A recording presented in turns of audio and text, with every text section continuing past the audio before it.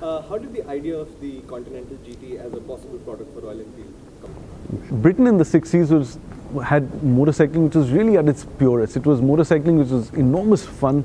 It was young guys who were buying stock bikes and they were doing them up. They were adding bits, they were removing stuff, they were adding more performance into it, and they were really making them fun to ride. And the entire goal was to take a stock bike and to do a ton, to do 100 miles an hour on that bike. And that's the genesis of the idea of what we took back, is to say that can we take our stock bike and really and make a sportier version of it, something which evokes more interest, which is lighter, which is more agile, and can go faster, but also it also looks the part. So that's the entire genesis of the idea, and we're really excited about what we've been able to bring out from that. Was it clear from the beginning that you were going to do a lot of engineering to get the bike where it needed to be in terms of rolls, so you had to bring in Harris and all of that? Was it clear in the beginning, or did it? It was extremely clear to us that our original platform, that the Bullets and the Classics, they didn't have what it took in order for the ride and handling in particular. That was the limiting factor, and we were very clear that we needed to change that entirely. But we were also equally clear that we weren't going to develop a full new engine for this motorcycle, because that would be a much longer and much more expensive process. So what we did was, the only carryover part of the old Enfields is the tried and tested and relatively new unit construction engine that we have. But we took that also and we improved upon that. So we reduced the inertia a bit, we increased the bore to increase the cubic capacity, to make it, to give it a extra punch and responsiveness, and that's what we did with the engine. And we've also further improved the quality of the engine. But the rest of the bike was ground up brand new. We didn't use any carryover parts. So the first part we looked at was a chassis. We had to redo it entirely. So we got Harris Engineering, and Steve Harris has been doing chassis for 50 years now, and he really knows his stuff, and he knows cafe racing better than anybody else in the world.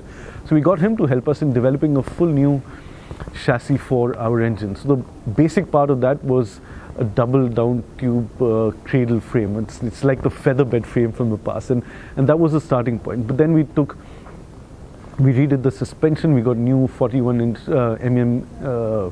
front forks. We got Paoli gas charged rear shockers, and we made a suspension that really worked. We made a chassis that really worked, and we tested it in all over the world. Actually, we went to UK, we went around Europe, we went to India, all sorts of road conditions, tracks, to really test it out and to fine tune and to develop the chassis more. So it was a lot of developmental work that we put in. And then, of course, we put really good rubber on. We got Pirelli Sport Demon tires, we got really good brakes, we got the original Brembo brakes for these, and so we believe we've put together a package which really works now. So now that you've worked with a person who's really experienced with chassis, and you work really closely with him, I think because outside of your own engineering, this is the most involved you've ever been with an outside organization. How much has your R&D learned from the process of developing the Jeep? Well, it's actually been a collaboration through and through. So it's not that Harris did the work and our... No, that's not what I asked. Okay. What I'm asking is, you worked together with an outside organization for a long time, and very, very deeply involved. How much did you see your R&D change in? Yeah, tremendously. I mean, our R&D has evolved a lot over the last few years. I mean, we didn't know anything about a frame other than the type that we had, for instance. So it was a lot of developmental work, and we worked very closely with the Harris team and with other stakeholders, and which is all, for example, our suppliers. So we had a new set of suppliers who would help us on the development of the chassis. So there was a lot of work, and we've learned tremendously. So of course this will help us in using all that we've learned here and in developing such a responsive motorcycle and such a good chassis into our future motorcycles and into our past motorcycles as well. So I was talking to people today, and the one thing that came out to me was that this is the first time in a long time that you built a special purpose motorcycle that does one thing really well, perhaps at the cost of being very versatile. You can take a Thunderbird, look at it as a cruiser, but it goes touring, it goes to the Himalayas, and it does a lot of things. This thing is relatively a narrow focus motorcycle.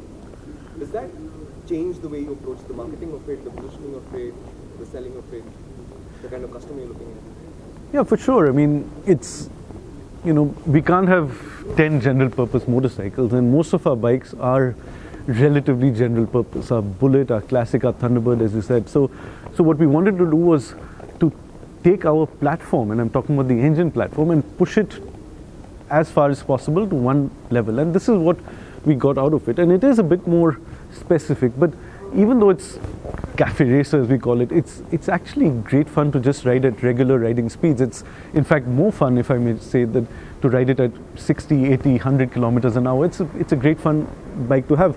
It's also good for city runabouts. I mean, this is a bike that is going to be sold largely in cities and going to be used largely in cities. It's not a bike for the tracks. I mean, it's not something that you're going to take, really on a track day that much. I mean, it'll be fun on a track, but it's great fun off the track, really. So, yeah. And to come to the design of the motorcycle, yesterday we saw this motorcycle parked next to the original Cafe Racer, and its similarity is striking. How much effort went into ensuring that it looks as authentic as the original, but speeded up the current? Yeah, we were inspired by cafe racers from across brands from the 60s. But in particular, we looked at our 1965 Continental GT from Royal Enfield, and we took a lot of inspiration from it.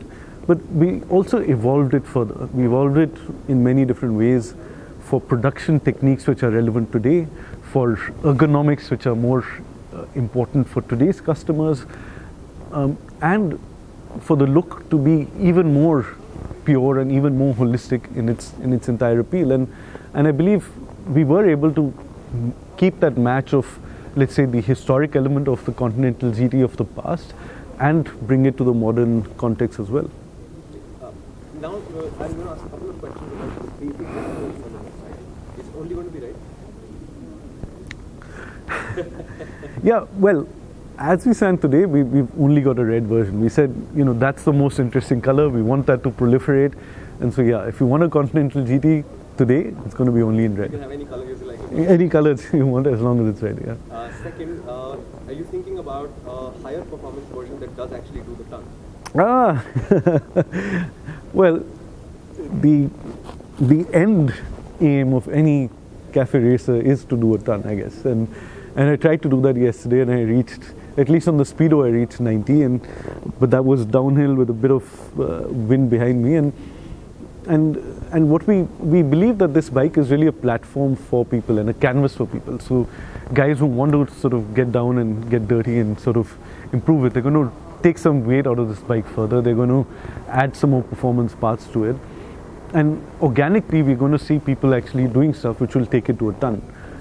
We are really interested in doing that as well, but we haven't yet developed all the parts and other, let's say, kits and modules which will go down that route. But I don't see that as something that we wouldn't do. I mean, that's something that's certainly the natural progression of something like this. So when can I buy a Continental GTR? You can buy the Continental GT now, and whatever we do in the future, it'll be something that you can upgrade to. And we're looking at other cowls and accessories, and we've got a lot of things going on. But we said first things first. Let's come out with the bike. Let's come out with the range of clothing and apparel and all of that, and then the next stuff will come out later. More colors maybe also. How integral was the apparel and the merchandising side of this motorcycle to the project? Was it something that you said we can do it, or something that needed to be done? Well, it was much more integral from an international market perspective. We needed to have a range of apparel, of helmets, of boots, because there are two parts to it. One is that the customer who walks into a showroom, he wants to get the apparel and the accessories which are matching with the motorcycle. That's much more let's say, a European and American trend rather than an Indian trend, and that's something that we learned a bit.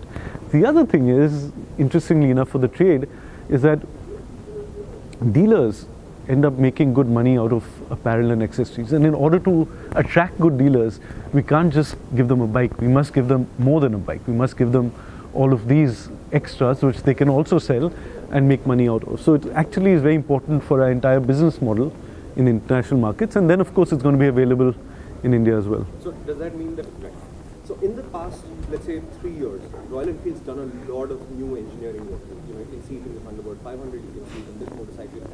Where does this trend lead you? What direction are you taking? Well, this is only the start, and we've finally discovered ourselves. We've discovered what we want to do. We've discovered what place we want to take in motorcycling in the future, and that's really that in the first instance, that's we want to be the leading mid-sized motorcycle player in the world, and we want to bring a brand of motorcycling, a type of motorcycling which is very different. It's not only about performance. It's about a holistic approach to motorcycling. It's about much more evocative style of motorcycling, and that's really where the fundamentals start. And of course, in order to accomplish that, we need to make motorcycles which are consistent with our brand, but which will also encompass a larger part of the mid-size motorcycling. So we are going to have more models, we're going to have more platforms, and that's all going to come in the future. But right now we want to just focus our energies back on our Continental GT, because that's,